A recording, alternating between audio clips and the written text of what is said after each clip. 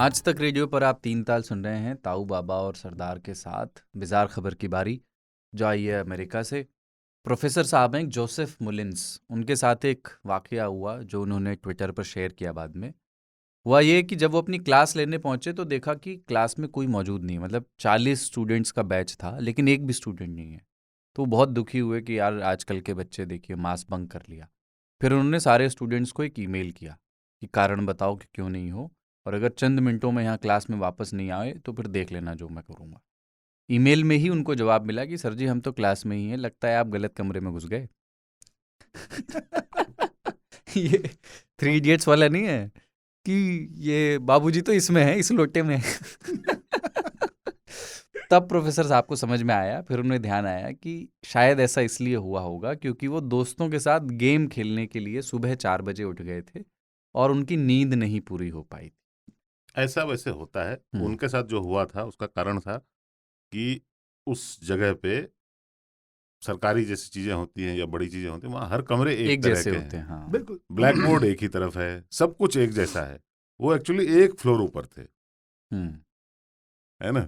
सीढ़ियों से वो चढ़ते चढ़ते एक सीढ़ी ज्यादा चढ़ गए और वहां खड़े होकर इंतजार कर रहे थे कि ये आएंगे अंग्रेजों के तो लिए पढ़ें। अच्छा है ताऊ, मतलब सीढ़ी ज्यादा चढ़ जाते हैं तब भी पता नहीं चलता।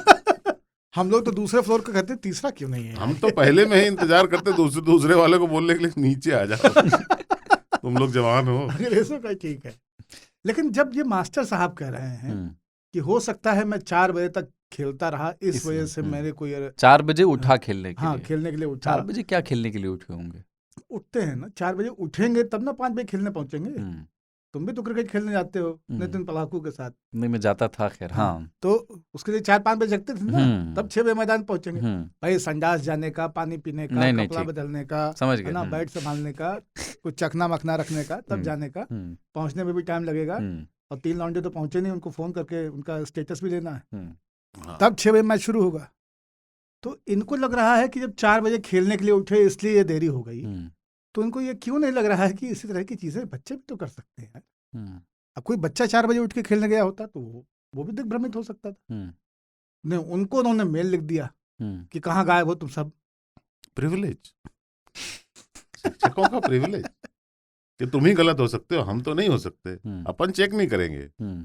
कि मैं सही क्लासरूम में हूं या नहीं हूं। तुम लेकिन नहीं हो ताऊ, इसका मतलब तुम गलत हो। ये लेकिन विषयांतर हो जाएगा, हम्म, लेकिन प्रिविलेज टीचरों का खत्म हो गया। हम लोग पिछले हम्म। 1-2 एपिसोड पहले ही बात कर रहे थे। आज हमको किसी ने बताया कि वो नवोदय विद्यालय के पढ़े हैं और अब नवोदय जाने लायक नहीं बचा है, क्योंकि कोई भी मास्टर किसी भी बच्चे से अब ये नहीं कह सकता है कि पीटी के लिए चलो। एक शिकायत जाएगी और मास्टर जी की कुर्सी नौकरी सब हिल जाएगी। पहले डंडे से हाँक करके पीटी सवेरे कराने के लिए बच्चों को ले जाया जाता था। तो नवोदय के पुराने प्रोजेक्ट और नए प्रोजेक्ट में भयंकर फर्क है। बाबा, मैं पीटी से बचने के लिए नवोदय नहीं पेशाब घर गए। में जाता था और एक मुद्रा में 40 मिनट खड़ा रहता कि कभी कोई आएगा कि तुम क्यों नहीं हो, तो मैं अभी कर रहा हूँ। और उतनी गंदी जगह में 40 मिनट खड़े रहता था कि ओवर उसी होगा उसके मुद्रा बाद में। ही निकलूंगा मैं, क्योंकि पकड़ नहीं। तो एक बार तो हमने ये भी किया कि एक चाय का बक्सा आता है, बहुत पतले, चद्दर वाला जो। वो लकड़ी का बना हुआ, प्लाईवुड का बना हम्म। हुआ। तो चाय की जो जहाँ मंडी होती है ना, वहां पे बड़े वाले बक्से होते हैं। उसका एक लड़के ने टेबल बना रखा था, उसके ऊपर कपड़ा रख दिया था, फिर लैंप केरोसिन वाला और किताबें। तो बहुत बार क्या होता था, बेड के नीचे गए तो पकड़े गए, कहीं गए तो पकड़े गए। तो हमने उनको बोला तुम लोग जाओ, हमको ये मत धर जाओ। हाँ, अपन इसके नीचे बैठ लेंगे। लैंप ऊपर रखने का। हाँ, और किताब उताब सजा के रख दो। तो उसको डर यही था कि मेरा लैंप का जो नीचे वाला जिसमें केरोसिन तेल होता था वो भी शीशे का था, उसको था ये टूट ना जाए। हाँ कि पूरा ही टूट जाएगा। हम्म, तो हमने कहा बिल्कुल ना ही लेंगे हम। टस से मस ना होंगे। वो करके वो लोग आए, पूरा पीटी सेशन। उसके बाद उसने मुझे मुक्त किया। मैं उस कष्ट को भोगने को तैयार था, पर पीटी पीटी का में नहीं कष्ट। जाता था। पीटी में ये भी होता था कि जाड़े के दिनों में मुझे एक फायदा था, जाड़े के दिनों में मैं चला जाता था, उस समय अंधेरा होता था, कोहरे में कहीं लग गए। ठीक है। और मैदान के 4 चक्कर 5 चक्कर लगाने होते थे। तो मैं पहली चक्कर में कहीं छुप गए। एक जगह, एक पौधे थे कुछ, उसमें घुस जाता था। फिर आखिरी में शामिल शामिल होकर आता था। ये तो मैंने भी किया। भागना 400 मीटर ही है। हम्म, सब बच्चे 2 बहुत- किलोमीटर पता दौड़ नहीं रहे क्या हैं। दुश्मनी थी या एक अना थी मेरी हम्म, कि नहीं, मैं पार्टिसिपेट नहीं करूंगा, ये जो है वो रोल कॉल वाला सिस्टम बहुत हम्म। गलत है। वो एक बार मैं भी पीटी से भागने के लिए छिप गया था, फिर टीचर हमको पकड़ ली और बहुत पीटी। मैं भी पिटा गया हूँ उसमें, हम्म, पर क्या करें, हम्म। आदत बुरी बला है। लेकिन एक टीचर्स का एक कैरेक्टर वो होता है, मतलब हम पीटी में केवल एक कारण से आते थे। हम्म, कई बार वर्ग वगैरह या एनसीसी कैंप वगैरह में पीटी में चले आइए, उसके बाद हलबला की भूख लगती थी। हम्म, तो उसके और अधिकतर क्या होता था कि वो ब्रेड और छोला या इस तरह की चीजें चाय वाय के साथ में, हम्म, तो जो 2-3 खा के उठना है, फिर वो क्या होता था, चाय 10 बजे भूख लग जाती थी और खाना मिलता था 12:30-1 बजे। तो पीटी वीटी करने के बाद में अलबला की भूख लगती थी। 12-15 ब्रेड, 1 पैकेट लगभग, 2 कटोरी छोला, 1 लोटा चाय, खींच के फिर ये होता था कि अब तरावट है, अब 1 बजे देखेंगे। हमारा तो 7 दिन करना पड़ता था ना, मतलब कुछ चारा ही नहीं था।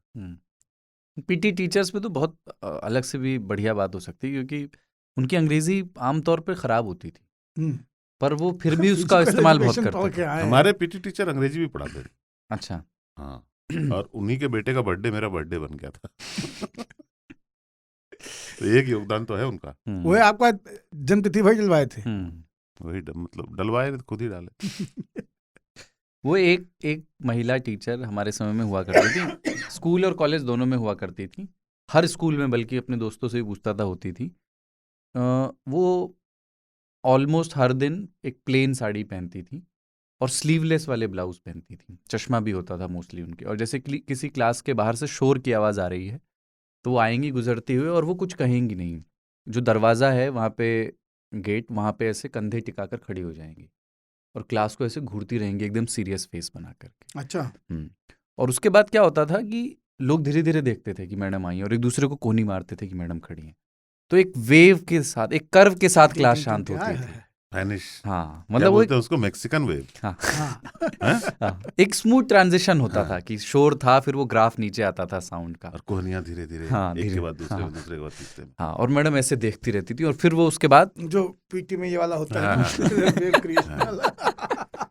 और अनकहे, मतलब वो पूरे उसमें एक भी शब्द नहीं कहती जब थी कि भारत ये क्या माता हो रहा का है यहाँ पर। आता है गाना कोई, तो जहाँ पे वर्णन आता है कि वो हिंद महासागर माँ के पैर पखारे, पखार रहा हाँ, तो है, वो ऐसे ही होता तो वहां पे बच्चे सब ऐसे कोहनी बांध करके फिर ऐसे लहर हाँ। पैदा करते हैं। लगता है हाँ, सागर चरण पखारे, हाँ, गंगा हाँ। शीश चढ़ावे नीर।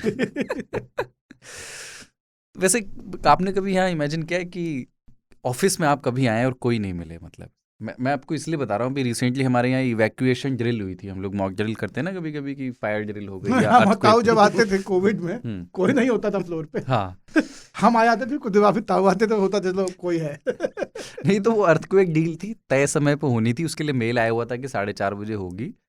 तो एक सज्जन हमारे कोलीग हैं पास में बैठते, उनको नहीं याद रहा होगा, वो उसी वक्त के आसपास अपना निवृत्त होने चले गए। और वॉशरूम गए और सीटी उटी बजी होगी ड्रिल की, उनको नहीं पता लगा, और वो अपना निवृत्त होके हाथ वाथ पोंछ के बाहर निकले और देख रहे हैं पूरे ऑफिस सन्नाटा। उनका असल ड्रिल हो गया, वो एकदम डर गए, दौड़ते हुए वो स्टेयर से भागते हुए पहुंचे कि क्या हो गया, सब लोग कहाँ चले गए, कुछ अटैक वटैक तो नहीं हो गया। लेकिन ये नींद ना आने पर आप लोगों के साथ कभी ऐसी गफलत हुई है, मतलब कि आपकी नींद नहीं पूरी हुई तो अगले दिन कुछ ऐसा गड़बड़ कर दिए, किसी और गड़बड़ का कभी नहीं टिफिन हुआ, उठा लेकिन लाए? क्योंकि गड़बड़ तो कुछ नहीं हुआ कभी भी, नींद नहीं आने पे या नींद पूरा नहीं होने पे, लेकिन उसकी वजह से चिड़चिड़ापन जरूर रहा, क्योंकि आप उतने फ्रेश और उतने फोकस्ड हैं नहीं जितना होने की दरकार है, और उतना फोकस्ड रहने की प्रवृत्ति के कारण आप अतिरिक्त ऊर्जा उसमें लगा रहे हैं, और अतिरिक्त ऊर्जा, अतिरिक्त एफर्ट मारने की वजह से आप कंटिन्यूअसली एक तरह के टेंशन में, क्योंकि आपको एफर्ट मारना है। आप बुखार सा लगता है अगर आप हाँ, ना सोएं। हालांकि नींद तो मेरी कभी पूरी ही नहीं होती। अभी कुछ दिनों से मैं मशीन की मदद ले रहा हूँ, एक मशीन खरीदी है जो मुझे सोने में मदद करता है। नींद जब पूरी नहीं होती है तो आपको ये लगता है कि यार कभी भी सो सकते हैं, और सो नहीं सकते। हाँ। कि नहीं, हम तो सो ही नहीं पाते इतना तो। सारा काम है, तो आपको एक बुखार सा रहता है अंदर, हरारत सी रहती है, और वो सब कुछ अफेक्ट करता है बाय द वे, सब कुछ आपका काम। आपका जो डाइजेशन बाबा ने सबसे बोला ना बड़ी कि चीज, आपका ब्रेन डबल ट्रिपल एफर्ट मारना पड़ एफर्ट रहा है। मारता है किसी चीज को समझने के लिए। और आपका कंसंट्रेशन एकदम बिगड़ नहीं, जाता है। हमारा तो डाइजेशन तुरंत गड़बड़ा जाता है। और मेरे साथ में ये समस्या है कि अगर 4 घंटे, 4.5 घंटे, 5 घंटे की नींद हो गई तो मुझे कोई दिक्कत नहीं होगी, लेकिन अगर 3 घंटे या उससे कम की नींद है, 3.5 घंटा, 3 घंटा, 2.5 घंटा केवल सोए, तो फिर हम इरिटेटेड रहेंगे और उन सारे कारणों को कोसते रहेंगे जिनकी वजह से मैं सोया नहीं। चाहे वो हमारा व्यक्तिगत निर्णय हो, चाहे कोई नेटफ्लिक्स मानसिक ज्यादा चल तनाव गया हो, या नेटफ्लिक्स, वही व्यक्तिगत निर्णय नहीं कि नेटफ्लिक्स है। लेकिन नेटफ्लिक्स को कोसेंगे। नहीं, खुद को कोसते, नेटफ्लिक्स हाँ? को नहीं होता। मैंने कभी शराब की बुराई नहीं की। Netflix and chill. मुझे वो है ना एक मैं नहीं, खुद को कोसता हूँ कि नहीं, मुझे नहीं बैठना चाहिए था, मेरी गलती। नहीं, मेरा कारण ये रहता है कि मुझे जैसे रात भर नींद नहीं आई क्योंकि मैं रात भर सपने में जागता रहा। ये मेरे साथ होता है, वो हाँ। हकीकत है। हाँ, अगर आपके सपने ऐसे हैं जो आपको याद हैं बहुत विविड तरीके से, तो वो नींद कभी भी तो पूरी उसका नहीं मतलब आपकी नींद पूरी नहीं हुई। सपने आए ऐसा याद है तो ठीक है, हुई। कि रात में सपने आए थे, फलां चीज देखी थी, उतने तक ठीक है। अरे लेकिन कभी अगर कभी आपको हमारा पूरा डिब्बा गोल होता है, पूरा सपना सीक्वेंस देखा, अगर याद है, ये याद रहता है कि सपना देखा है, लेकिन क्या देखा है ये याद नहीं रहता। वो बहुत वो अच्छी ठीक बात है। उसको कहते हैं कि नहीं वो सही नींद है। मेरा वही आप रहता ये था मोस्टली, पर इधर याद बीच करने से की गड़बड़ कोशिश हो कर गया। रहे हैं। मेरे साथ प्रॉब्लम ये थी कि मैंने जो आज सपना देखा ना, कल वहां से रिज्यूम होता है, web series. Web series type का। वो गड़बड़ थी। मैं उठ के बाथरूम गया, फिर वापस आया, तो अगर मैं उस वक्त यात्रा कर रहा हूँ सपने में और मैं चेन्नई में हूँ, तो फिर मैं जब सोऊंगा तो मैं चेन्नई में पाऊंगा, फिर से यात्रा नहीं करूंगा, इतना एफर्ट नहीं अरे रखने का। बाप रे। वो बहुत ही गलत है। हाँ, तो वो उसके चलते क्या हो रहा था कि मैं बिल्कुल, क्योंकि ये अगर और बढ़ जाएगा तो फिर वो स्लीप वॉक वाली स्थिति में हाँ, जाता है। तो सुबह उठता था तो मुझे लगता था मैं सोया ही नहीं, जबकि घड़ी के मुताबिक मैं 7 घंटे सोया हूँ। लेकिन सुबह मैं सब कुछ याद कर रहा हूँ कि ये तो पूरा अभी तक तो यही हो रहा था। अगले दिन जब सोया तो फिर वहां से शुरू हो गया। चेन्नई से वापसी की हाँ, फ्लाइट बोर्ड। ये तो गलत बात हो गई। उसके बाद मैंने कहा नहीं, अब now I need a specialist help. ये क्या हो रहा है, दिमाग अगर नहीं सोया है। बाय द वे, हम जब सोते हैं ना तो शरीर को आराम नहीं देते हैं एक्चुअली। शरीर तो बैठने से भी आराम होता है, शरीर को तो लेट जाने से भी आराम होता है। सोते हम हैं अपने दिमाग को आराम देने के लिए, कुछ फाइलें डिलीट करने के लिए, कुछ फाइलें टेम्प फोल्डर में मूव करने के लिए, है ना, और कुछ को बर्न करने के लिए। और जो सबसे बड़ी रिसेप्टर आपकी हैं, अगर आपको विजन है, तो सोने में जो सबसे बड़ी चीज होती है वो आंखों को आराम मिलता है, क्योंकि बाकी शरीर के अंग वैसे ही रहते हैं जैसे कि चेतना में रहते हैं, लेकिन आंखें आपकी बंद होती हैं। तो पलकों का, आंखों का, क्योंकि दृश्य ही व्यक्ति को सबसे ज्यादा एंगेज करते हैं। अगर आप देख रहे हैं, अगर आपकी आंखें खुली हैं, तो कहते हैं ना कि खुली आंख सोने वाले, तो आंखें अगर खुली हुई तो आप सो नहीं पाएंगे। तो आंखों का बंद होना सोने की पहली तस्दीक। उसी में आता है REM, रैपिड आई मूवमेंट। अच्छा, आपकी आंखें बंद होती हैं और दिन से ज्यादा स्पीड में चलती हैं, क्योंकि एक्शन जो है बहुत फास्ट हो रहा होता है आपके सपने में। तो आपकी पलकें बंद हैं, आंखें खुली हैं, और आप पलकें बंद है तो सब कुछ अंधेरा है, लेकिन आप विविडली सब कुछ देख रहे हो। वो रैपिड आई मूवमेंट की जो REM स्लीप है ना, वो बहुत ही खराब होता है। मैंने ये अभी रिसेंटली शुरू हुआ है, और ऐसे मौक़ों पे मैं नींद में ही हाथ लगा के अपनी आंख बंद करने की कोशिश करता हूँ, और फिर भी मुझे बहुत सब कुछ साफ दिख रहा होता है। तो फिर मैं कंबल के अंदर अपना मुंह डाल देता हूँ, तब भी साफ दिख रहा होता है। यही है, पकड़ लिया आज मैंने। तुम गरम दूध पी सो बच्चा। अगली बिजार खबर जो है वो एक वीडियो है उत्तर प्रदेश के अलीगढ़ का। रामघाट रोड पर एक लड़का खड़ा है, ढेर सारे बियर के कैंस लेकर के। उन बियर का कलर मुझे याद नहीं, शायद हरा था शायद, ठीक से हरा भी था, लाल भी था। अच्छा, ब्रांड नहीं बताएंगे। हाँ, तो राह चलते कांवड़ियों को वो एक एक करके गुजर रहे हैं वहाँ से, और उन्हें वो बियर ऑफर कर रहा है। कुछ कांवड़िए मना करके गुजर जा रहे हैं, कुछ प्रणाम करके स्वीकार भी कर ले रहे हैं।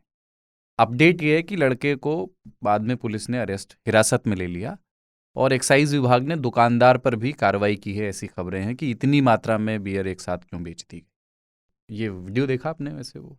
हाँ, हमने देखा वीडियो। हम्म, लेकिन हमको ये लगा कि मतलब उस लड़के को छोड़ करके वो जो कांवड़िए थे हम्म, उनको अब 2 हिस्से में बांटा जाए और उनसे कह दिया जाए कि भाई आप में से अमुक अमुक व्यक्ति जो है वो शैव है और अमुक अमुक जो है वो वैष्णव है।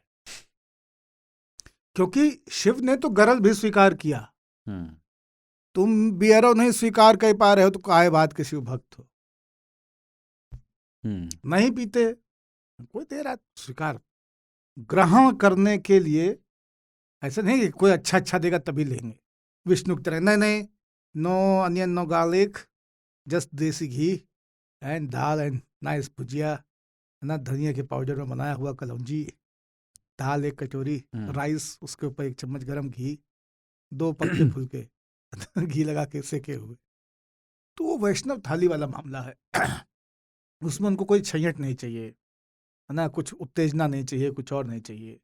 शिव ने गरल तक स्वीकार कर लिया यार। एक अकेला आदमी जो कहते वो भी मना कर देता तो क्या हालत होती। एक बात है ना, वो बैठे रहते हैं, लेटे रहते हैं इनफैक्ट विष्णु, और अब लेटे हुए हैं। आपको क्या करना? बिना प्याज न लहसुन का भी चलेगा। उतनी विलासिता में चलता है, चलता है। You can afford it. Walk the mountains, you'll need the real protein। तब तीतर बतेर पकड़ना पड़ता है। ऐसी बियर वाले में तो छोड़ो, अभी आसाम में उसी दिन वो शिवरात्रि के मौके पे हो रहा था। आसाम में एक महिला नॉर्थ इंडिया की थी और वो आसाम में थे, तो शिवरात्रि के दिन शिव मंदिर पूजा करने चली गई, तो उनको प्रसाद मिला, चावल, मटन। अब क्या करें? तो उन्होंने तो पहले तो चौंक गई कि ये क्या हो रहा है। तो लोगों ने कहा नहीं खाइए, प्रसाद है। नहीं खाया उन्होंने, तो लोगों ने उनको बुरा भला कह दिया कि प्रसाद को कैसे ना कर सकते हो। जैसे बाबा ने बहुत अच्छा वाक्य दिया कि शिव तो गरल स्वीकार कर लेते थे, आप यार इसी में हिल गए। तो वो ट्विटर पे उन्होंने डाला कि यार ये अजीब हो गया। तो भारत भी अब भारत से परिचित हो रहा है ना, कि भाई साहब सब जगह शिवरात्रि आपके जैसे नहीं मनाई जाती। मैं तो भैरव बाबा के मंदिर गया, मुझे देख के इतना मजा आया कि ठीक है, लोग बोतल उतल तो चढ़ाई गए हैं, ये मुझे मालूम था, लेकिन लोग वहाँ ना अगरबत्ती की तरह सिगरेट जलाते हैं और वहाँ रेत लगी हुई है, उसमें गाड़ देते हैं। अरे तो ड्रिंक के साथ बनता है ना। मतलब आप ये सोचिए कि मतलब ये कोई मतलब आप सोचिए अच्छी भली विस्की ब्रीजर हो जाएगी, और सबसे अच्छा होता कि है उसमें से रोज की और जैस्मिन की खुशबू आ रही है और आप विस्की पी रहे हैं। एक मंदिर है जिसमें कि आप बॉटल रखते नहीं, आप उड़ेल देते, तो उसमें देसी से लेकर सारे ब्रांड, जो बहुत अमीर आदमी जो मर्सिडीज से उतरते हैं वो ब्लू लेवल भी डाल देते हैं खुश करने के लिए। अरे रोते रोते फपा के रो रहे हो, डाल रहे हैं। ठीक है, अब वो मिल के जो बनता है ना, वो प्रसाद, वो कॉकटेल नहीं है, वो सांग्रिया पंच। I like it। वो न्यूक्लियर है। और अमृत चखने मात्र से अद्भुत, उसमें आपका 30 ml इज एनफ। लेकिन ये बाबा देखो कैमरा भी हंस रहा है। बाबा के जो भक्त हैं, हाँ, बाबा 2 हैं, तो वो वाले महादेव के जो भक्त हैं उनके लिए वैसे सबसे उपयुक्त प्रसाद मदिरा से अधिक तो भांग माना गया है ना। भांग, धतूरा। ये प्रसाद भक्तों के लिए कोई भी नहीं है वैसे, ये सब चढ़ाने की चीजें थी और ये सब स्थापित करने की एक ऐसा व्यक्ति जो गरल पिए हुए है ना, और प्रतिस्थापित है कि इन्होंने पूरा विष अपने अंदर उतार एमसीडी का पानी बेसिकली। हाँ, तो वो जिसने पी रखा है उसके लिए भी ये सारी चीजें जो ठंडा करने वाली, अचेतन में ले जाने वाली, उसको काम करने वाली। दूसरा क्या है, वो प्रलयंकर है। एक तो गरल गले में धरे, ऊपर से वो प्रलयंकर है, तो उसको कीप हिम कूल एंड काम। तो भांग, धतूरा, शहद, घी, बेलपत्र, ये सारी चीजें जो ठंडा करती आपको ठंडा करती हैं, वो उनको चलती है। इसलिए पानी डालते ही रहते हैं, पानी चलता रहता है बाबा पे हमेशा। माथा पे रहती है, कीप हिम काम। माथा गर्म होने का नहीं बाबा का, उससे रोकना। हाँ, सेम चीज ये वाले बाबा पे भी अप्लाई होती है। बाबा नाम केवलम। वो एक बार एक व्यक्ति अपने 15-16 साल के बच्चे के साथ एक क्या ऐसे बार में गया, तो उसने कहा कि एक बियर ले आइए और एक आइसक्रीम ले आइए। तो बच्चा कहता है कि पापा आप भी बियर ही पी लो, आइसक्रीम क्यों खा रहे हो? तो मैं ये कह रहा हूँ कि बियर क्या थोड़ी सी सहजता ज्यादा आ गई क्या, जैसे उन घरों में भी जहाँ शराब को लेकर के बहुत ये नहीं है कि यार शराब मत पियो, बियर पी लो, मतलब है एक ही चीज। हिंदुस्तान में जब बियर शुरू हुई ना, तो उसके बारे में एक चीज प्रचारित की गई कि नहीं ये शराब नहीं है, और जैसे जौ का पानी है। जौ का पानी। हम लोग बचपन में जो सुने कहे कि नहीं शराब बियर जो है दरअसल में कोल्ड ड्रिंक से थोड़ा सा नशा होता है, लेकिन जौ का पानी है। ये जो है ना मदिरा सुरा की कैटेगरी में आता है। तो हम लोग कहें मदिरा सुरा, कहें जिसका वर्णन जो है कि रावण पीता था, तो रावण दारू थोड़ी पीता था, मदिरा ब्राह्मण था, मदिरा सुरा ये सब जो देवता भी इंद्रलोक में भी, सुर से सुरा होना है, तो वो पीते थे लोग। तो कहें बियर जो है ना उस कैटेगरी की है। दूसरा क्या है कि स्टोन खत्म कर देगी। ये डॉक्टर भी बोलते हैं भाई। डॉक्टर भी बोलते थे, हमारे चाचा को स्टोन हुआ, डॉक्टर ने कहा बियर पिलाइए इनको। तो बियर की एक ये जो चीज रही ना, मेरे एक दोस्त के बहुत बड़ा स्टोन हो गया। भारतीय समाज ने एक काम बहुत अच्छा किया, क्योंकि भारतीय समाज में शराब नशे में थी नहीं, सिगरेट नशे में थी नहीं, पान खाने वाले, तंबाकू पे चलने वाले, भांग खाने वाले, और जो इसके आगे निकल जाता था, जिसको भंड रहना होता था, इनडिसिप्लिन रहना होता था, वो लोग गांजा पीते थे। इसलिए गंजेड़ियों के लिए हमेशा से एक हिकारत रही, या तो बाबा पिएगा गांजा, गंजेड़ी नशेड़ी है ना, कहें अरे गंजेड़ी है भाई साहब। तो गांजा पीने वाला मतलब कि उस दिन से आप किसी डिसिप्लिन की उम्मीद नहीं कर सकते हैं, और ये चिलम फूक करके भंड रहते हैं।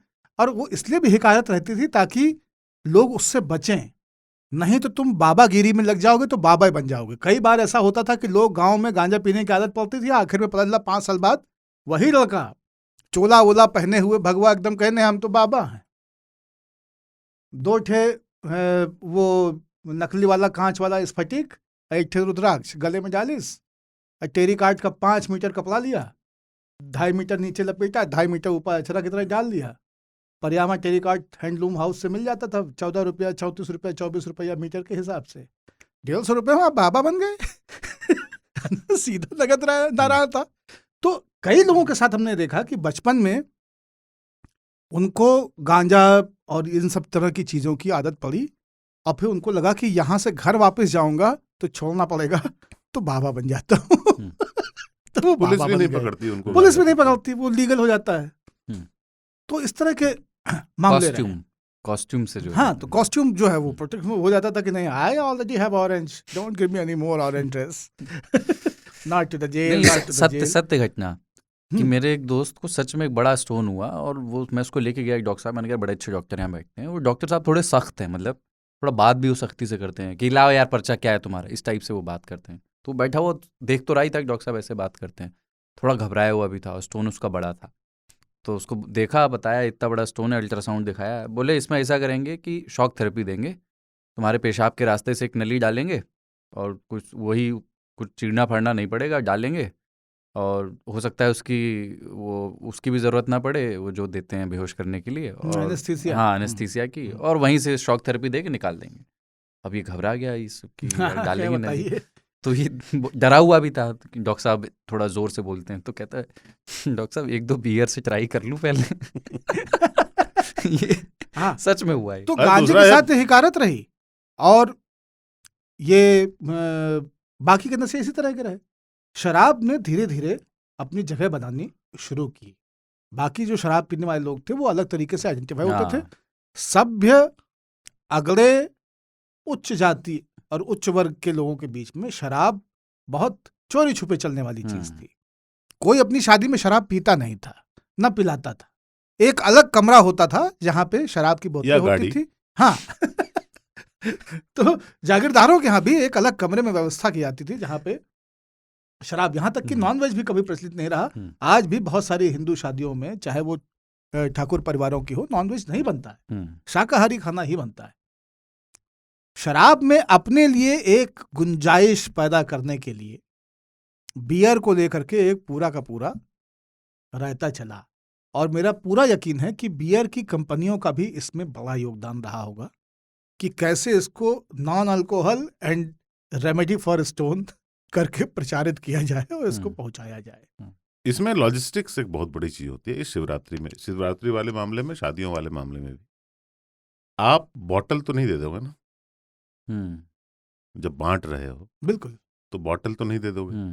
बॉटल दोगे तो ग्लास देना पड़ेगा, ग्लास दोगे तो पानी देना पड़ेगा, आइस देना पड़ेगा, बहुत सारा लफड़ा है। हाँ, चखना है ना, क्योंकि वो ऐसा नहीं है कि आपको बहुत महंगा पड़ेगा अगर हर आदमी एक आदमी को एक दे बोतल दिए। दोगे तो महंगा भी। और वो कांवड़िया है, वो बोतल ही चढ़ा लेगा तो उसको शायद ना पहुंचे जहाँ पहुंचना हो। नहीं, हो सकता है शिव के पास पहुंच जाए घर जाने के बजाय। है ना, बियर जो है वो इजीली डिस्ट्रीब्यूटेबल है। क्या मेरे के लिए निकले थे, कैलाश पहुंच गए। ये तो है। वो बियर की जो स्पेलिंग क्या होती है अंग्रेजी तो वो कह रही है। BEER होती है बियर की स्पेलिंग। तो उसमें ये है कि किसी ने इसको ऐसे व्याख्यायित किया कि पंजाब में बहुत सारे लोग जिनके नाम के आगे दलबीर, कुलबीर लिखा होता है, इन सब की नवैयत यही है कि जो अपनी टीम के साथ पीता है वो जो दलबीर है, कुल में बैठ के पीता है वो कुलबीर है। और और जो जो सिर्फ बहुत ज्यादा पीता है उसका नाम परमवीर। जो जो सिर्फ खुशी के मौकों पीता है वो सुखवीर, सुखवीर है। जो सिर्फ शनिवार को पीता है वो सतवीर, जो कार्यस्थल पर भी पीता हो करमवीर। तो ये है, जो ताकत बढ़ाने के लिए पीता है वो बलबीर। तो ये है। बाकी अमिताभ बच्चन ने गाना गाया था, एक रहे ये, हाँ, एक रहे बीर, हाँ, और एक रहे पत्ते। एक रहे। वाह, वो 3 ताल के बारे में भी है। यहाँ पे भी 3 है। वो उसमें एक आदमी जो है ना, बियर वाली जो बात आप कह रहे थे, नशे में धुत एक रेस्तरां में गया और कुछ मतलब वो काफ़ी अस्त व्यस्त, उसके कपड़े और टाई पर एक लिपस्टिक के किस का निशान, कमीज़ निकली हुई, पैंट में एक बियर खुसी हुई और जो बाहर को आ रही है। और वो बैठ के वहाँ पे कुछ ऑर्डर करके अखबार पढ़ने लगा। तो उनके बगल में एक प्रीस्ट जो है वो बैठे हुए थे, वो देख रहे थे उनको। थोड़ी देर ये अखबार पढ़ता रहा और फिर प्रीस्ट से पूछता है कि फादर एक चीज़ बताएं कि ये अर्थराइटिस क्यों होता है इंसान को। तो फादर ने बोला कि देखो, इंसान जब बुरे कर्म करता है, व्यवस्थित नहीं रहता है, प्रतिबंधित वस्तुओं का उपभोग करता है, तब उसको अर्थराइटिस हो जाता है। ये अपना सुना, ओके बोला और फिर से अखबार पढ़ने लगा। फिर फादर को लगा, प्रीस्ट जो थे, कि मैंने शायद ज़्यादा कुछ हार्श बोल दिया इनको। तो उनसे बोला कि सॉरी सन, मैंने ज़्यादा हार्श बोल दिया, तुम्हें कब से है अर्थराइटिस? बोले नहीं, मुझे नहीं है, मैंने अभी न्यूज़ में पढ़ा कि पोप को है। जो आपने चित्रण किया उस आदमी का ना रेस्टोरेंट में, उससे मुझे याद आ गया कि मैं कभी शूटिंग कर रहा था एक देर रात किसी सीरियल की, तो मेरे चेहरे पर वो कैमरे में ना, चूंकि पहले VHS टेप्स होते थे, इतने डिजिटल नहीं होते थे, तो होंठ को लाल दिखाने के लिए, सेपरेट करने के लिए होठों पे लिपस्टिक लगाई जाती थी। वो मेरे को भी लगाई जाती। हाँ, ताऊ ये किस्सा सुना चुके। ठीक है। और एक मेरे कैरेक्टर को मस्सा था गाल पर, तो उसके लिए एक बिंदी जो है मुझे चिपकाई गई थी और पाउडर वाउडर लगाया गया था, जो होता है मेकअप का सामान, फाउंडेशन इत्यादि। शूट खत्म होने के बाद रात के कोई 3:30-4 बज रहे थे, तो मुझे डायरेक्टर ने बोला कि घर कैसे जाओगे? तो मैंने कहा मैं सोच रहा हूँ कुछ ले लूंगा यहीं से। तो उन्होंने कहा नहीं, मैं तुम्हें छोड़ देता हूँ। तो मुझे बड़ा बुरा लगा, यार आदमी इतना डाइवर्ट होके जाएगा मेरी तरफ। तो अग्रीमेंट हुई कि मैंने मन में सोचा कि धौला कुआं में इसको बोलूंगा आपका घर आ गया है, अब आप आगे मत जाओ, मैं यहाँ से कुछ ले लेता हूँ। वो ट्रांजिट की जगह भी है, वहाँ कुछ ना कुछ मिल ही जाता है। तो उन्होंने मुझे धौला कुआं उतार दिया और मैं एक ऑटो में बैठ गया। तो ऑटो वाला मुझे अपने शीशे में देख देख के मुस्कुरा रहा था बहुत। तो मैं सोचता था कि क्यों मुस्कुरा रहा है, ठीक है। और फिर मैं लगभग 4:30-5 बजे अपने गंतव्य पे पहुंचा। उसने मुझे उतारा, उसकी हंसी न रुके। ठीक है, तो मैं उसको पैसे देकर, और फिर मैं मन में सोचता रहा, यार अजीब आदमी है, ऐसा क्या हंस रहा है इतना ये सुबह सुबह। पूरे रास्ते वो मुस्कुराते आया था और मुझे देख के मतलब हंस पड़ा वो लगभग। फिर मैं गया, और जैसे आदमी जाता है अपने घर में तो पहले बाथरूम जाता है, तो हाथ पैर मुंह धोने के लिए। तब मैंने आईने में अपने आप को देखा, बहुत ही हास्यास्पद था। और ये हो रहा था कि कल रात तुम कहाँ थे बताना सही सही। क्योंकि वो जो बिंदी थी वो खिसक के कहीं और चली गई थी, मुंह का मेकअप जो है वो लगभग बिखर चुका था, और लिपस्टिक भी चारों तरफ जा चुका था, क्योंकि शूटिंग के बाद जो है सिगरेट वगैरह इत्यादि इत्यादि पीते खाते जो है। तो आदमी किस अवस्था में आया है, जो डिस्क्रिप्शन आपने दिया। सच बताओ कि इस चांदनी रात में एक होता नहीं बारात किससे वादा किया है, कहाँ जाओगे। बारातियों का एक डिस्क्रिप्शन होता है लड़कों का, जब बारात में जा रहे हैं उसमें एकदम सूटेड बूटेड और बाल एकदम जेल लगा के सेट किए हुए, और आफ्टर दुआरिक 4 उसमें वो जो ब्लेजर है वो उतर के कमर पे बंध कमर गया बंधा है, 3 हुआ है, बटन हाँ। खुले हुए हैं, ये खुला हुआ है, और टाई जो है ब्लेजर की जेब में से कहीं लटकी हुई झांक रही है, बटन 2 टूटे हुए हैं। हाँ। हम जिस कमरे में बैठे हैं, गर्मी आ जाने के बावजूद, इसमें जो एसी है उतना इफेक्टिव नहीं है, चूंकि चारों तरफ बंद है, स्टूडियो का कैरेक्टर है, तो मेरा शर्ट जो है आने के साथ खुल चुका है। ठीक है, तो चिट्ठियों की ओर अब बढ़ते हैं और बताता हूँ। पहले आज की पहली चिट्ठी, जो पिछले एपिसोड्स पर जो रिएक्शंस आए पहले वो लेता हूँ। सुमन वत की चिट्ठी आई है 123वें एपिसोड पर, और उन्होंने कहा है कि मुझे ताऊ के उर्दू चिट्ठी पढ़ने का अंदाज लेजेंडरी टाइप लगा। वो एक उर्दू की चिट्ठी पढ़ रहे थे और उसका भाव हिंदी में बताने की कोशिश कर रहे थे। इस बार की अच्छी बात ये भी लगी कि सरदार फॉर्म में आते हैं तो समझ में आता है कि वो अलग ही लीग के हैं। वो ज़िंदगी की भारी से भारी और ज़रूरी बात सरल और मजाकी अंदाज में ह्यूमरस टोन में कह देते हैं। सरदार के एक मामूली से लगने वाले सवाल में ज़िंदगी के कितने उत्तर छुपे हो सकते हैं। उनका सवाल था कि क्या स्कूल कॉलेज की परीक्षाएं ज़िंदगी की परीक्षाओं के लिए तैयार कर पाती हैं हमें। बहुत अच्छी लगी इस पर बातचीत। नकल करना है तो ऐसे करो कि कुछ कलाकारी सीख जाओ लाइफ में। इसका मतलब ये नहीं कि नकल को आदत बना लो, पर अच्छी बात सीख गए तो एक एसेट मिल गया। बस जब नहीं चाह रहे थे तभी एपिसोड ख़त्म हो गया। लेकिन बहुत अच्छा लगा ये एपिसोड। दिल का निशान आगे बनाया है, जय हो लिखा। जय हो जय हो। Thank you Sumanvat. अगली चिट्ठी है अनिकेत जी की। एग्ज़ाम में लेट हो गया आज ही, ये सपना आया। मैथ्स का पेपर था, शायद रात में 3 ताल सुनने का असर हो। नंबर लाना कला है, रिएक्ट पर बाबा ने एकदम सही कहा। वो जो कोडिंग लैंग्वेज वाली आप बात कर रहे थे, न्यू कोडिंग लैंग्वेज को लेकर के सिलेबस अपडेट होते रहना चाहिए। ज्ञान वाकई एक प्रोसेस है। एक बेस्ट मोमेंट वो भी था जब सरदार ने कहा कि नेता लोग लोफर पहनते होंगे, और ताऊ ने कहा कि जाएंगा जाएंगा और नीचे जाएंगा। तंदूर की रोटी आटे वाले का प्रसंग भी अच्छा लगा। निखिल जी की चिट्ठी है, 123वें एपिसोड पर ही फीडबैक है। ऑडियो लैग हुआ जिससे एक्सपीरियंस बहुत अच्छा नहीं रहा, बस यही लर्निंग है। Keep learning and keep improving. Thank you for your commitment, Shubham and BTS। तो ऑडियो लैग हुआ, जय हो जय हो जय हो। ऑडियो लैगिंग की शिकायत 1-2 और हमारे सुनने वालों ने की है। वो जूम पर हमने रिकॉर्ड मजबूरी में किया था। किया, मतलब इसकी पूरी पटकथा के केंद्र में हम ही हैं, क्योंकि हम यात्रा पे थे, छुट्टी पे थे, और शुक्रवार तक ये रिकॉर्ड नहीं हो पाया। ऐसी जगह पे थे जो कि ये भी कहती है कि जाओ, फिर कहती है आओ।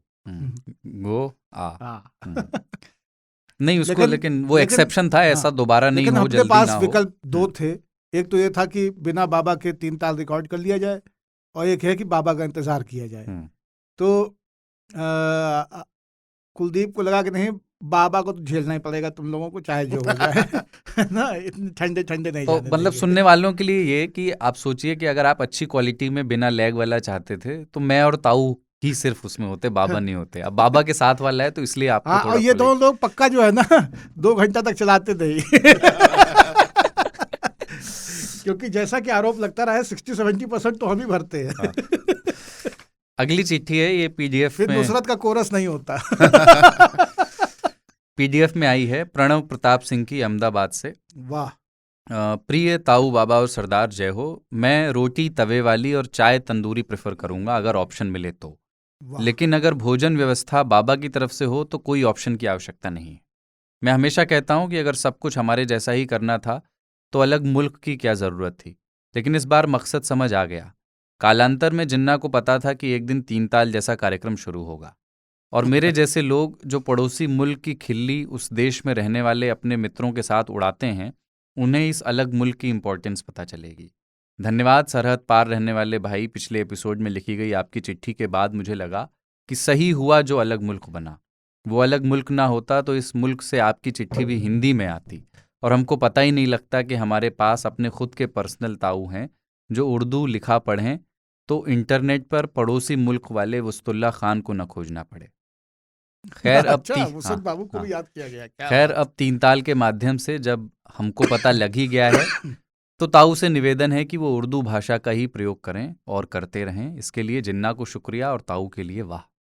रही बात बीबीसी की, तो मैं कभी जिन्ना का उर्दू से कोई ताल्लुक नहीं है। और पाकिस्तान का भी नहीं। हाँ, वो चिट्ठी एक्चुअली अगर पाकिस्तान नहीं होता तो वो चिट्ठी हिंदी में नहीं सिंधी में होती। बिल्कुल।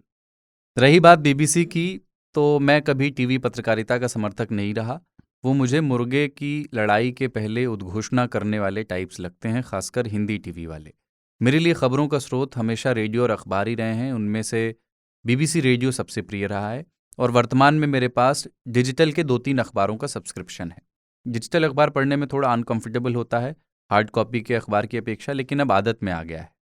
और मौजूदा सरकार के पास अलग अलग कृत्यों को देने के लिए अब ज़्यादा नाम नहीं बचे हैं और सर्वे से अच्छा होता अगर वो इस कृत्य को रैंडम कंट्रोल ट्रायल नाम देते, वो कॉस्ट इफेक्टिव एनालिसिस पे ध्यान लगाते, तो बीबीसी को भी लगता कि सरकार हमको और प्रगति में सहयोग दे रही है। शायद वो और बढ़िया डॉक्यूमेंट्रीज बनाते, जैसे कि गुफा से लोक कल्याण मार्ग तक, बचपन में मगर ना मिला होता अगर, गोधरा वाया वडनगर। धन्यवाद, प्रणव प्रताप सिंह। काफी पॉलिटिकली लोडेड चिट्ठी। हाँ, अरे अहमदाबाद के लोगों का तो हक बनता है। हाँ, इनका तो राइट है। और शुक्रिया प्रणव भाई, लिखते रहिए और उर्दू में, लेकिन अब कोशिश करेंगे कि ताऊ से थोड़ा सा और उर्दू का इस्तेमाल बिल्कुल, बढ़ाएं। उर्दू जबान यहाँ की है। अगर आपको ये है कि नहीं पाकिस्तान का फील आपको चाहिए तो ताऊ से कहिए कि ताऊ आपको सिंधी में और पंजाबी में चिट्ठियां लाहौर, है ना, चिट्ठियां लाहौर दिया। बाय द वे, सिंधी का जो अल्फाबेट है उर्दू से मिलता जुलता है, उसे एक मराठी ने बनाया है। अच्छा, बहुत सही। जो हिंदू था।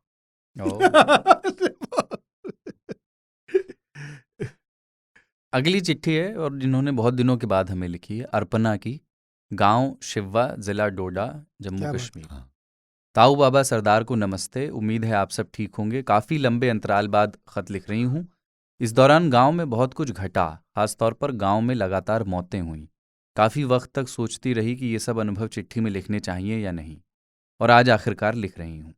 सड़क हादसों और अन्य वजहों से हुई मौतों के सदमे से पूरे गांव को जूझना पड़ा। 1,500-2 हज़ार की आबादी वाले गांव के लिए ये साझे दुख हैं, हर घर का शोक है। मेरी दादी का भी देहांत हो गया। गांव में दादी के साथ ही रहती थी। दादी की मौत एक रिश्ते के बिछुड़ने के अलावा एक साथी का हमेशा के लिए चले जाना भी है। ऐसे सदमे से बाहर निकलने में समय लगता है।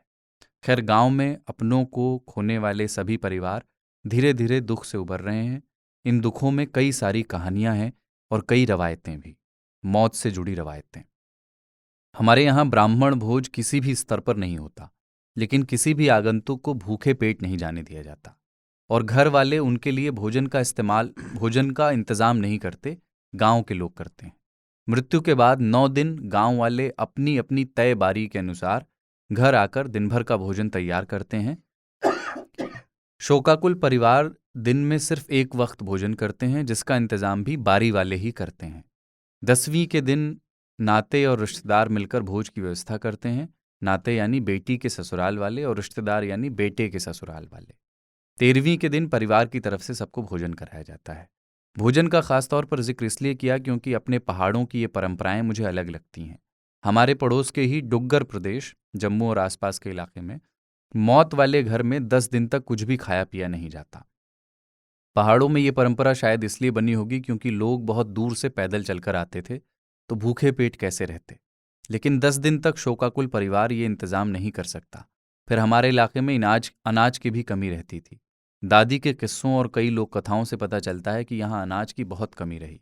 भोजन का मुख्य स्रोत मक्का और जौ की खेती हुआ करती थी। चावल सिर्फ उन इलाकों में उगा करता था जहाँ पानी की व्यवस्था अच्छी हो। जौ के भी फुलके नहीं बनते थे। खमीर डालकर सूखे भटूरे सेके जाते थे, बिना तेल वाले। सभी परिवारों के पास सीमित अनाज हुआ करता था। शायद इसीलिए मृत्यु भोज की सामूहिक जिम्मेदारी की परंपरा बनी होगी। एक चीज़ और है कि यहाँ की सब रवायतों में सादापन बहुत है। सभ्यताएं शायद जितनी विकसित होती गई हैं, कॉम्प्लेक्सिटी बढ़ती गई है। गांव में रहते हुए कई सारी बातें समझ में आ रही हैं। शुरू शुरू में जब गांव आई तो लगा कि ये जगह बहुत ख़राब है, यहाँ तानों, तोहमत, ताका झांकी के अलावा किसी को कोई काम नहीं है। धीरे धीरे समझ में आने लगा कि अच्छे बुरे की सीमाओं से परे है, वास्तविक है ये जगह। हम साथ में रो रहे हैं, हंस रहे हैं, एक पल में झगड़े हैं और दूसरे पल में परवाह। हम वक्त काट नहीं रहे, जी रहे हैं। यहाँ सीख रही हूँ भावों की क्षणभंगुरता के मायने, कई बार लॉजिक को काटते प्रैक्टिकलिटी के उसूल, बकरियों के साथ उछलती किशोरियों के संघर्ष, लकड़ी का चिमटा बनाने की कोशिश करते बूढ़े की उमंग, सुर में रुदाली करती मौसी की कला, दिन भर गांव में घूमते नौनिहालों का बचपन। भावों में बहते बहते खत लंबा हो गया है। अब शब्दों को विराम दे रही हूँ। कभी जता पाऊं और कभी न जता पाऊं, तब भी आपसे राब्ता बना रहेगा। सादर अर्पणा, गांव शिवा, जिला डोडा, जम्मू कश्मीर। अपना बहुत भावुक मार्मिक चिट्ठी, और हाँ। भावुक पत्र है। और ये आपने एकदम सही बात कही कि वो सादगी है, लेकिन सादगी के साथ साथ जो एक और चीज़ मुझे दिखाई देती है, खास करके पहाड़ों में, कि कस्टम्स जो हैं वो बहुत प्रैक्टिकल भी हैं। जैसे हिमाचल में मैंने देखा कि किसी के यहाँ मृत्यु होने पे लोग अपने तरफ से कुछ खाद्यान्न और एक लोटे में घी लेके जाते हैं। यहाँ तक कि शादी वादी में भी लोग अपने साथ में घी लेके जाते हैं। तो उससे क्या है कि अगर वो व्यक्ति, उससे संभव नहीं भी है तब भी खूब सारा, और सबके पास देने के लिए घी ही होता भी है, क्योंकि गांव में आपने छोटी छोटी गाय पाल रखी हैं और घी आप जोड़ते रहते हैं। तो एक वो आदि संचित पदार्थ है वहाँ पे, तो वो चल रहा है। और बारी बारी से लोग बना रहे हैं, क्योंकि उस परिवार के लिए जो ऑलरेडी एक अवसाद में है, एक दुर्घटना में है, चीज़ों को इकट्ठा करना, 10 जगह पे जाना, वो बाजार वाला सिस्टम नहीं है कि जा करके बस 200 मीटर से 100 मीटर से सब सामान खरीद के आ जाएगा। तो वो है। और बहुत सारे कस्टम, अभी बहुत दूर जाने की जरूरत नहीं है। जेपी नड्डा जी के पुत्र की शादी हुई तो दिल्ली में उन्होंने बहुत आलीशान कार्यक्रम किया, लेकिन जो उनके गांव में पारंपरिक कार्यक्रम हुआ उसमें वैसे ही लोग नीचे बैठ करके, और वो जो हिमाचली खाना होता है कि चावल और 2-3 तरह की सब्जियां और कढ़ी वगैरह, तो वही बेसिक खाना, वही सादगी के साथ बैठना, तो वो कस्टम से। जेपी नड्डा कितने भी बड़ी व्यक्ति हों, लेकिन उनको भी कस्टम करना वैसे ही है। या हमारे घर में अगर हमको ब्रह्म भोज करना होगा तो ब्रह्म भोज वैसा ही होने वाला है, चाहे आप कहीं के जगलर हो जाइए, लेकिन ब्रह्म भोज वैसा ही होगा। तो कस्टम्स के अपने कुछ पारंपरिक तरीके हैं और उनके कई सारे प्रैक्टिकल एस्पेक्ट्स हैं। कुछ अच्छी चीज़ें हैं उनमें और कुछ बुरी चीज़ें हैं। लेकिन पहाड़ों में, क्योंकि उनको पता है कि रिसोर्सेज बहुत लिमिटेड है, इसलिए उसमें बहुत ज़्यादा खिलवाड़ करने की और बहुत रिजिडनेस की गुंजाइश उसमें होती नहीं। क्योंकि समाज को भी पता होता है कि हम इम्पोज वही कर सकते हैं जो संभव है। जो एक बड़ी आबादी से संभव ही नहीं होगा, उस तरह की रूढ़ी को या उस तरह की परंपरा को आप उस समाज पे बहुत लंबे समय तक लाद के रख भी नहीं सकते। अगर वो कंटिन्यू कर रही है तो उसकी वजह उसकी अफोर्डेबिलिटी भी है। तो उनके सादे होने की वजह से ही वो कस्टम्स चल रहे हैं। अगर वो सादे नहीं होते तो शायद वो उतना लंबा चलते नहीं, ये सारे कस्टम्स। एक और त्रासदी की तरफ इन्होंने हमारी नज़र खींची है, वो है कि पहाड़ों में, इनफैक्ट पूरे देश में, सड़क दुर्घटनाएं बहुत ज़्यादा बढ़ी हैं। और जहाँ से ये हैं, डोडा किश्तवाड़, वहाँ पे हम अक्सर सुनते रहते हैं, चूंकि वहाँ पे खाइयाँ बहुत गहरी हैं और पहाड़ में बहुत ऊपर जो है गाड़ियाँ चल रही होती हैं, बहुत संकरे और आदिकाल टाइप के रास्तों पर, और अक्सर जो है वो बसें गिर जाती हैं बहुत नीचे, और हमारे लिए वो खबर होती है देश के लिए। पर उन बसों में एक एक गांव के 10-10 लोग होते हैं, बिल्कुल, क्योंकि वो बस ही 4 गांव से गुजर के आती है। और फिर पूरे के पूरे गांव जो है वो अगले कुछ दिनों के लिए मातम में रहते हैं। अगली चिट्ठी है स्लो एड्रेनलिन। ताऊ बाबा और सरदार को नमस्कार। लास्ट एपिसोड पर एक टिप्पणी उनकी है कि लास्ट एपिसोड में एम्बुलेंस चेजिंग का जिक्र हुआ था, उससे संबंधित एक मूवी का रिकमेंडेशन है, मुकुंदन उन्नी एसोसिएट्स। डिज्नी प्लस पर ये उपलब्ध है। मेरे हिसाब से अच्छी फिल्म है। एम्बुलेंस चेजिंग को अच्छे से दिखाया गया है। फिल्म स्टार्ट ही इससे होती है।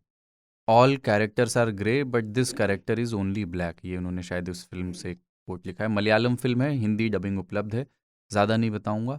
अगर टाइम है तो जा कर के देखें। बस एक लास्ट रिक्वेस्ट की लल्लन टॉप का guest in the news room भी ऑडियो फॉर्मेट में मिल जाए तो जो कृपा रुकी है वो मिल जाए। वाह। धन्यवाद। जय हो स्लो एडिट लर्निंग। वैसे guest in the news room audio format में उपलब्ध है भाई। वो लल्लन टॉप बाजा पर है, जो लल्लन टॉप का पॉडकास्ट है। लल्लन टॉप की वेबसाइट पर आपको ऑडियो का एक लिंक मिल जाएगा, उसमें है। और वो स्पॉटिफाई, एप्पल, गूगल पॉडकास्ट, सारी जगहों पर है, विंक जहाँ पर भी आप सुनते हो।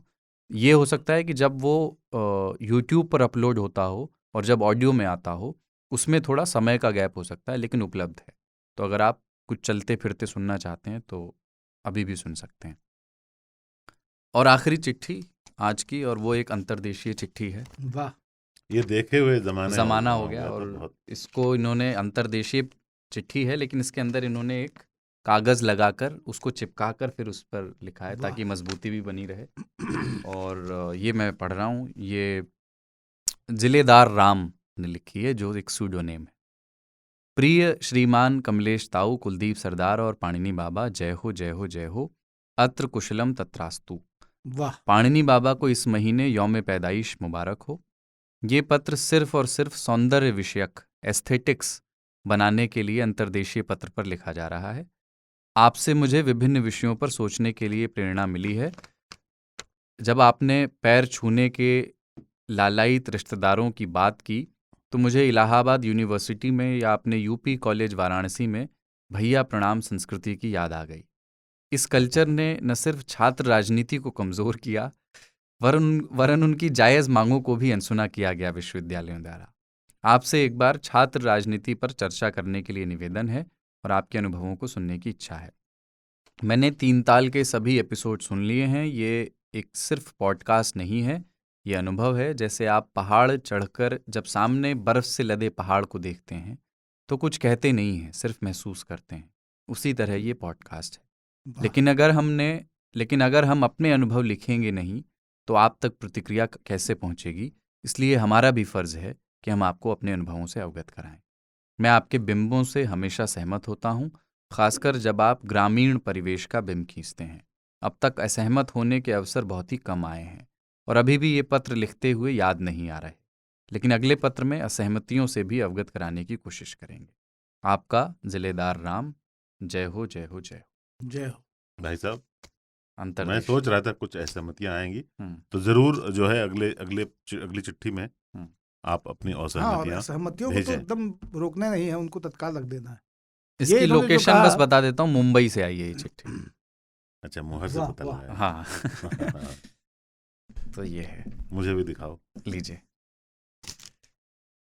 ये वैसे मेरे ख्याल से पहली अंतर्देशीय चिट्ठी तो पहली है ये, हाँ, है ना? अंतर्देशीय चिट्ठी हाँ, पहली। हस्तलिखित तो कई बार आई हैं, पर अंतर्देशीय चिट्ठी पहली बार आई। अच्छा, इसमें अगर विदेश का एड्रेस लिख देते तो ये नहीं जाता ना? हाँ, उसमें टिकट अलग लगता है कुछ। ये फिर वो केवल कागज अंतर्देशीय रह जाएगा, लेकिन ये अंतर्देशीय रह नहीं जाएगा। इन्होंने नाम लिख दिया है पीछे। हाँ, लेकिन अंदर चिट्ठी में ये लिखा है कि नाम ना पढ़ें और सही जिलेदार है, राम ही सही। पढ़ें। नाम न लो पर कुछ तो कहो, हाँ, हल्का सा एक इशारा तो दो। तो इस कितने बात कम अंतर्देशीय बिकते हैं कि इसके पीछे जो नारा है वो है 2 गज की दूरी, मास्क है जरूरी। ये तब छपा था, अभी तक लॉट खत्म नहीं हुआ है। नहीं खत्म हुआ है। और इसको हासिल भी करना, मतलब क्या ऐसे पोस्ट ऑफिस जाना पड़ेगा आपको हाँ, खरीदने जाना के लिए ना? पड़ेगा। वो तो ऐसे घर पे पहले- ऑर्डर नहीं हो सकती। पहले किताबों की स्टेशनरी की दुकानों पे पोस्ट कार्ड मिल और जाता। अंतर्देशीय मिल जाते मिल जाते थे। अच्छा, और रसीदी टिकट भी मिल जाती। तो चिट्ठियाँ आपको लिखनी है जावेद साहब जो कह कर के आए हैं पाकिस्तान में, उस पर, या कोई भी देश का व्यक्ति बाहर जाए तो वो अपना और देश का प्रतिनिधित्व कैसे करे, जिस विषय को हमने छूने की कोशिश की। और जोड़ीदारों पर, क्योंकि बहुत सारे जोड़ीदार, बहुत सारी जुगलबंदियों को हम छू नहीं पाए होंगे, तो याद दिलाइए। और आपकी पसंदीदा जोड़ी कौन सी थी और क्यों थी वो बताइए। और उसके बाद महाशिवरात्रि पर भोले बाबा के भक्तों को जो प्रसाद ऑफर किया गया उस पर आपकी क्या, आप तबसरा उसका कैसे करना चाहेंगे, आप उसके बारे में चिट्ठी लिखिए। और चौथा क्या था? अपने मास्टरों को याद करना चाहें, हाँ, जो नींद जिनकी पूरी हाँ, नहीं हो पाती है उनको। जो दंड पाणी हम्म, मास्टर आपके जो रहे हैं। हमारे मास्टर थे, पीटी। वो सो जाते थे। कुछ टास्क दे के हमारे सामने ही सो जाते थे, कोई नाइस। फर्क नहीं पड़ता था। ये सही है। और चिट्ठियों पर प्रति चिट्ठियां लिखनी हो तो उसका भी स्वागत है। फिर से याद दिला दूं कि 125वां होगा अगला एपिसोड, तो बम्पर चिट्ठियां भेजिए क्योंकि इस बार हम ज़्यादा चिट्ठियां शामिल करना चाहते हैं। तो और जितनी ऑडियो हाँ, चिट्ठियां भी ऑडियो लिखिए। चिट्ठियां भी भेजिए। तो हिस्सा जो है ज़्यादा बातचीत में ज़्यादा बड़ा हिस्सा हम रखना चाहते हैं चिट्ठियों का। हम्म। तो ये माह फरवरी का आखिरी एपिसोड, और इसमें इतना ही। अगला एपिसोड जो है इस बार हमने जल्दी रिकॉर्ड कर लिया, ये भी बता देता हूँ कि इस बीच गुरुवार और शुक्रवार को कुछ बड़ा हो गया तो लोग सोचेंगे कि 3 ताल में क्यों नहीं आया। हम लोगों ने इस बार कुछ कारणों से बुधवार को रिकॉर्ड कर लिया, यानी शनिवार को जो आता है उससे 3-4 दिन पहले ही। हाँ, तो इस लिहाज से फरवरी का आखिरी एपिसोड होगा, और अगले में तसल्ली रखिए, अगले 2-3 दिन में बहुत परेशानी होगी नहीं। हाँ हाँ नहीं होगी, और अल्ताफ राजा को याद करके अगले महीने फिर हाँ, विधिवत शुरुआत माह की जाएगी। मार्च में। होली भी निकचाए रही है, तो उस माहौल में 125वें एपिसोड के साथ हाजिर होंगे। तब तक के लिए जय बसंत हो। कहाँ गया है, हम्म इस पे भी आप अपनी बात जरूर रखें। बिल्कुल। जहां से हम लोगों ने आज का 3 ताल शुरू किया था कि कहाँ गया है बसंत। विकास के साथ हाँ, पता नहीं। हाँ, spring is just tiny and now. जय हो, जय हो, जय जय हो, हो, जय जय हो।